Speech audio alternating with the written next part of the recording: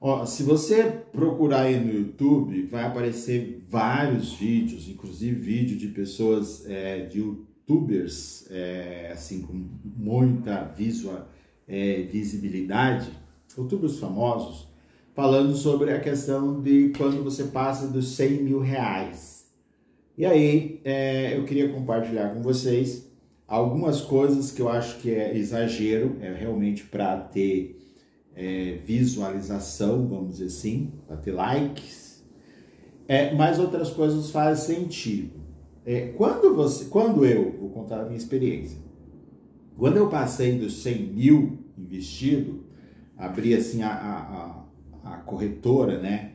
Foi na XP, quando eu abri a XP, e tinha o valor mais do que... Não foi na XP.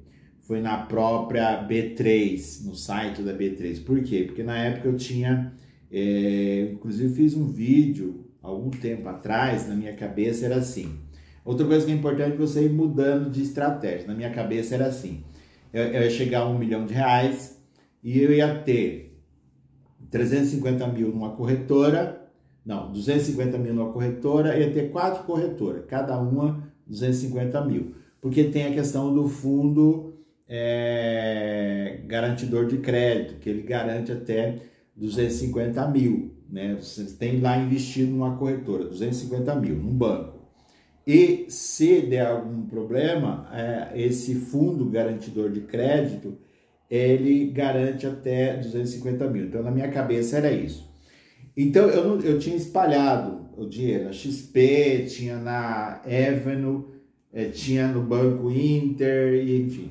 E aí, depois, quando eu acessava o Status Invest, ou quando eu acessava a B3, aparecia lá o valor total, né? Mas aí, com o tempo, eu mudei, agora eu tenho 2 corretoras, tem na XP e na BTG Pactual. Por quê? Porque as duas eu consigo fazer algumas operações que nas outras eu não conseguiria, vamos dizer assim. Desligou. Mas voltando, então quando eu abri, assim, comecei a ver que eu tinha mais de 100 mil, é claro que quando as pessoas falam da questão dos juros compostos, realmente isso faz sentido, né? É meio lógico até. Se você tem R$1.000 e tem 1% de 1.000, você vai ter um valor X. Agora, se você tem 10 mil, esse valor vai aumentando. Se você chega a 100 mil reais e você tem aí uma alteração de 1%, de 2%, de 5% de 100 mil, você já tem a sua carteira, ela dá esse tanto para cima como para baixo, né? Tem isso também. Então, realmente é isso. Conforme o valor é maior, você vê esse patamar, né? Então, a minha carteira, acho que agora está mais de 300%, mesmo com essa baixa aí dos ativos, fundo imobiliário, etc. Mas minha carteira está no positivo. Então, imagina você chegar em 100 mil e ter 20%, 30% durante o ano, né? Sua carteira, vamos dizer, durante o ano, deu um valor assim, bem acima da renda fixa, né? Que esse é o objetivo, porque se fosse para você fazer 15%, você ficaria o dinheiro na renda fixa, né? Mas enfim, não precisaria comprar ação. Mas enfim, eu acho que então faz sentido esse conceito, essa ideia de que quando o valor é maior, você chega lá a 100 mil, a porcentagem representa maior, com certeza, né? Que seria os chamados aí, o montante ou o chamado juros compostos. Para você ter uma ideia, só para você ter uma ideia, eu fiz um vídeo sobre isso também. Eu estava na sala de aula e eu tentei explicar o que era cotas infinitas, né? Vamos pegar o MXRF11. Eu lembro que na época valia R$10 e pagava 10 centavos. Então, eu fiz o cálculo, era muito simples. Quando você chegasse a um certo momento, você teria próprio ativo, próprio fundo imobiliário, esse MXRF11, ele gerava para você comprar outra cota. Então seria o que a gente chama de cotas infinitas. E eu comecei na época, isso que é interessante, eu comecei na época com 3 cotas. 3 cotas. Até o final do vídeo eu vou dizer para você com quantas cotas que eu estou agora. Então, faz sentido, que é o chamado juros compostos. Então, os próprios ativos, ele vai gerando dividendo para você comprar os outros ativos. Então, realmente o valor é um valor significativo, né? A própria renda. Só para você, deixa eu te compartilhar outra coisa. Eu lembro que teve um mês, acho que uns 2 meses durante esse tempo que eu estou investindo, que os dividendos daquele mês, não todos os meses, mas daquele mês em específico, o dividendo foi maior do que a minha renda como professor. Então, somando a minha renda como professor, minha renda de outras coisas que eu faço, vendas, etc., somando todas as minhas rendas, o dividendo daquele mês foi uma época que acho que foi o ano passado, que a Petrobras pagou dividendo, a Vale, foi tudo no mesmo mês. Eu sei que o meu valor do dividendo foi maior do que os meus ganhos. E aí, que eu falei, caraca, é possível sim, é possível, se eu chegar no montante X, aí eu vou ter todo... Então, tudo isso te dá assim, uma certa não sei se é garantia, mas uma confiança, né? Então, esse é o segundo ponto. Primeiro ponto, realmente o montante ele vai gerar por si só, né? Os 100 mil vai gerar os valores. Imagina, você começa a aportar. E no meu caso, eu comecei com 3 cotas do MXRF11. Foi 30 e poucos reais.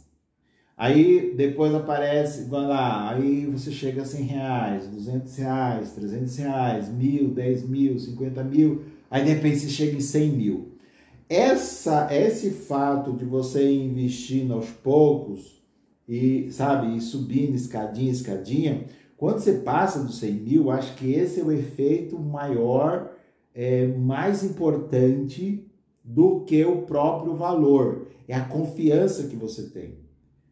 Puxa, no meu caso, por exemplo, que eu comecei com 30 e poucos reais, aí de repente você passar dos 100 mil, você fala, caraca, eu consegui, né?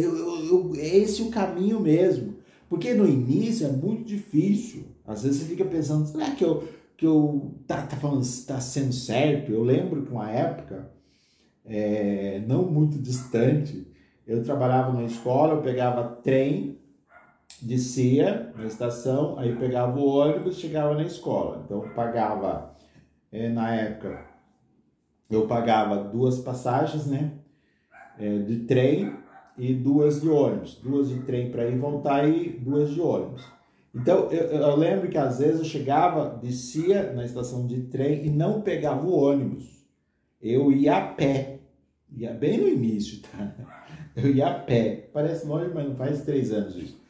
Eu ia a pé até a escola. Então, 2 vezes na época, eu lembro que dava para comprar um ativo, né? Uma ação ou um fundo imobiliário, quando eu economizava. Então, imagina se eu fazia isso em uma semana. Claro que eu ficava super cansado, mas isso era uma coisa necessária. Aí, às vezes, eu ficava perguntando, mas será que isso tá certo isso? Será que é isso mesmo? Será que não? Né? Às vezes eu passava altas horas, ainda faço isso, né? Altas horas estudando, altas horas mexendo nas minhas lojinhas, nas redes sociais, nas lojinhas na internet para vender produtos, essas coisas todas. Mas será que isso é certo? Aí quando chega um momento que você recebe o dividendo que é maior do que os seus ganhos, quando você passa de 100 mil, isso concretiza, você percebe, não, isso é isso mesmo, tá certo, o caminho é esse, né? Então, eu acho que tem esses 2 motivos. Primeiro, o próprio 100 mil, né, o valor, ele vai render mais do que 10 mil, claro, né? E por outro lado, mas principalmente por outro lado, é a questão de você, da sua questão da autoestima, da confiança que você chega e fala, não, realmente esse é o caminho, tá bom?